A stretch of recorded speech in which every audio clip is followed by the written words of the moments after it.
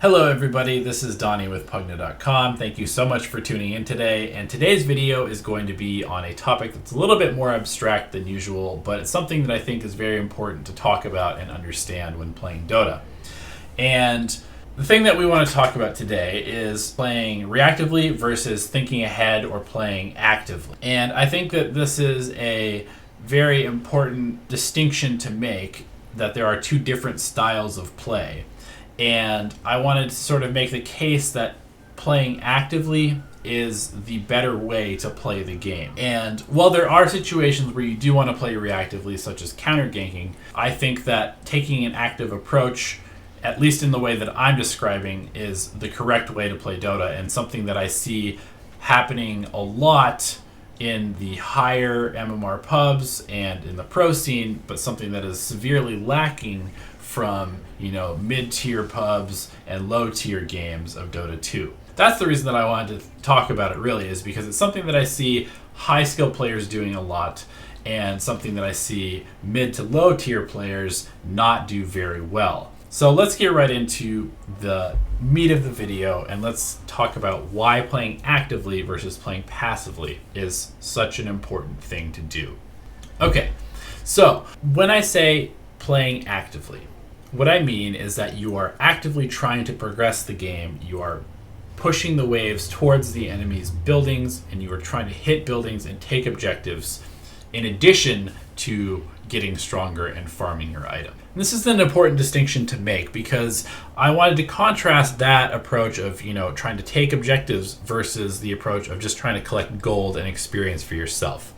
And that would be what I would refer to as the passive way of playing the game. And I know that some of you may be saying, and there's probably actually going to be a lot of counter arguments, well, I'm collecting my items, I can't actually push out, I need to just get these items before I can do anything, and so I'm just farming the jungle, and I'm walking from one camp to the next in the jungle, and just trying to stay safe and get my items up before I do anything. And the person who has that sort of opinion, I would simply just say, look harder for opportunities to push out onto the map. Even if it's not you who goes out onto the map, somebody should be at least making an attempt to force out at least one of the lanes towards the enemy side of the base to get more space and, more importantly, more vision for your team to work with. And I say vision because vision gives the opportunity to collect information, and information is the most important resource in the entire game of Dota 2. The more information you have, the more perfectly you can play in any given situation. Think about it. If you had global vision, like you were a spectator in a game, and you could see all the heroes, where they are, what items they have, their health and mana, you would be able to play perfectly in every single situation.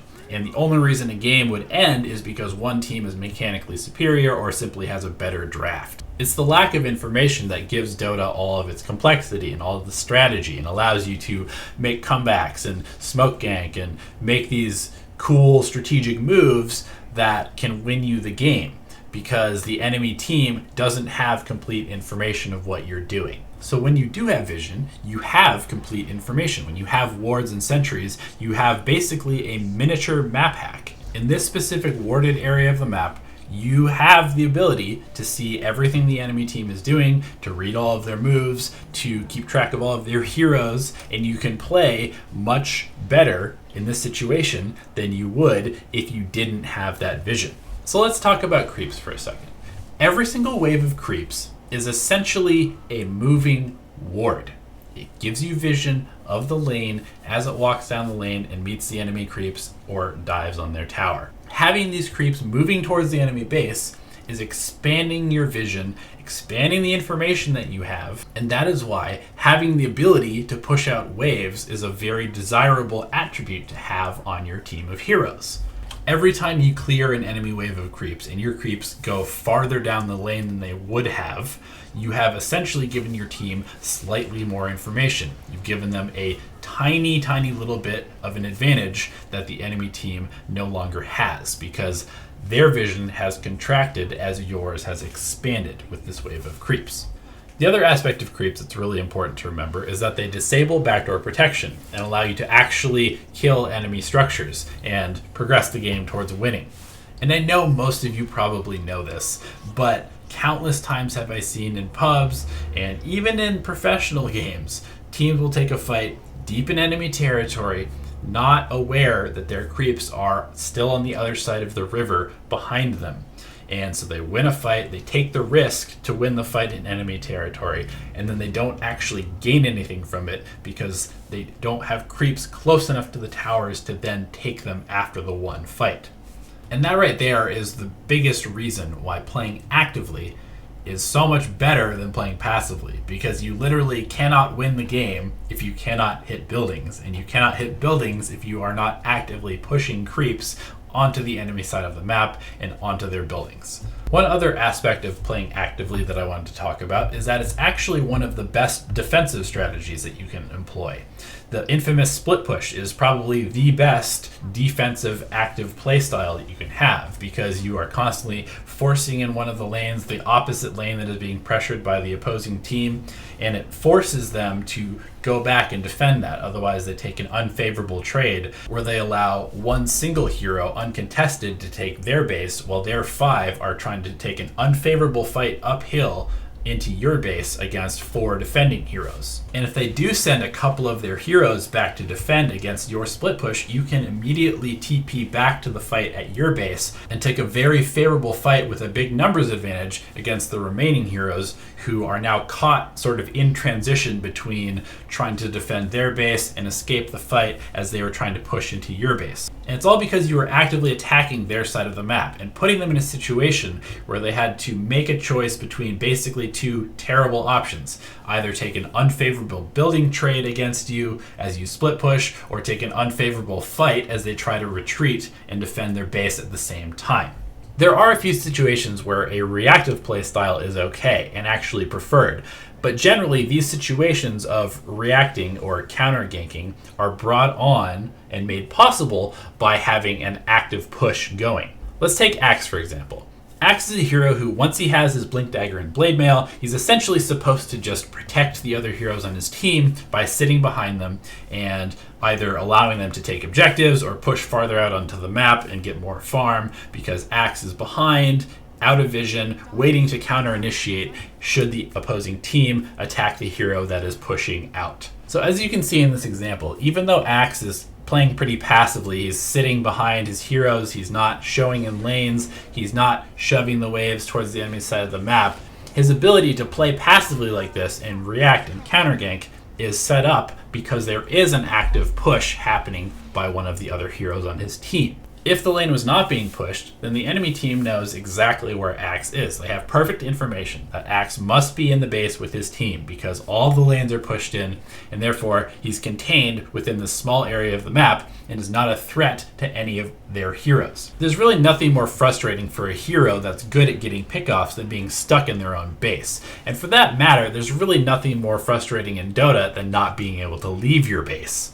And that, in essence, is what the game of Dota 2 is all about. Each team is trying to force their opponents slowly back into a corner that they cannot leave from while their ancient crumbles before them.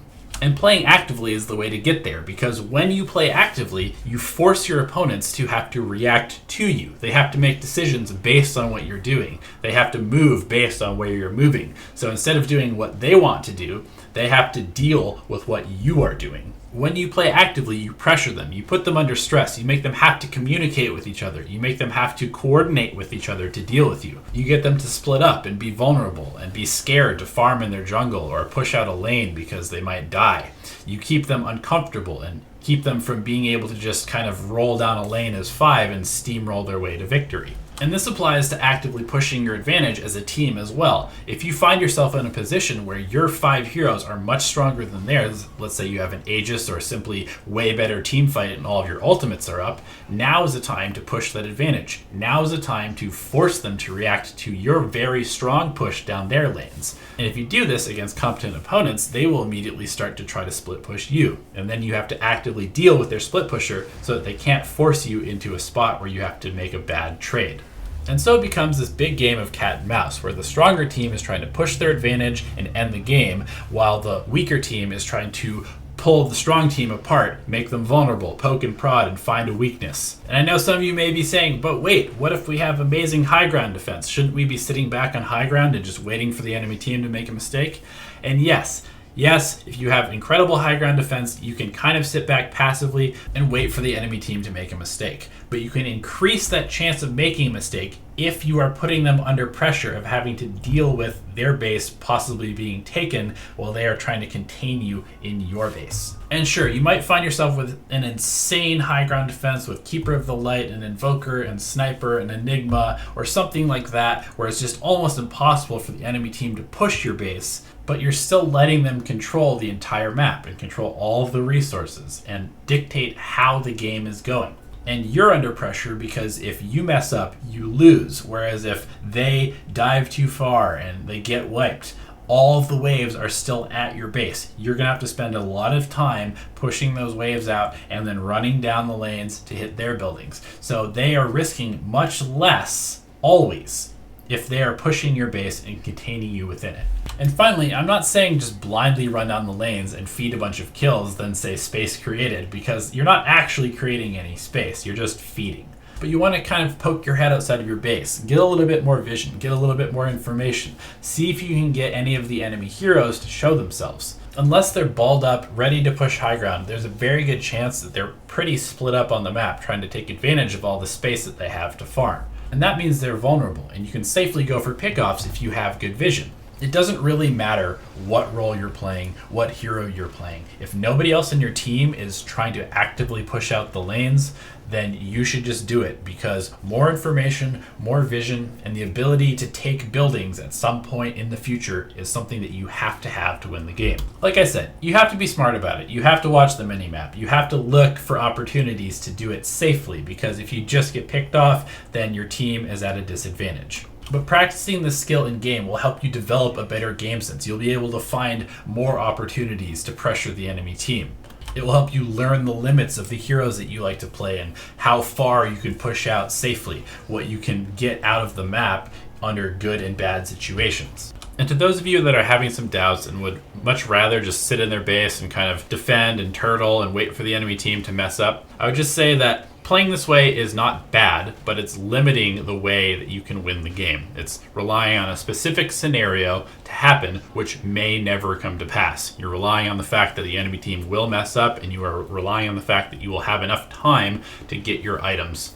And while you will find yourself in some situations where you do need to play defensively and you do need to turtle in your base, you should still be actively looking for ways to pressure the map or split up the enemy team or get a hero pick or get them to react to you. Otherwise, you are letting them dictate the game, and you are putting your chances of winning and losing and your MMR and your ranking in the hands of another person. So that's all for today, everyone. Thank you so much for tuning in. I hope you learned something from the video. I hope you're able to apply it to your games and that it wins you some more games and helps you rank up and get to that next medal. Good luck, have fun, go win some MMR.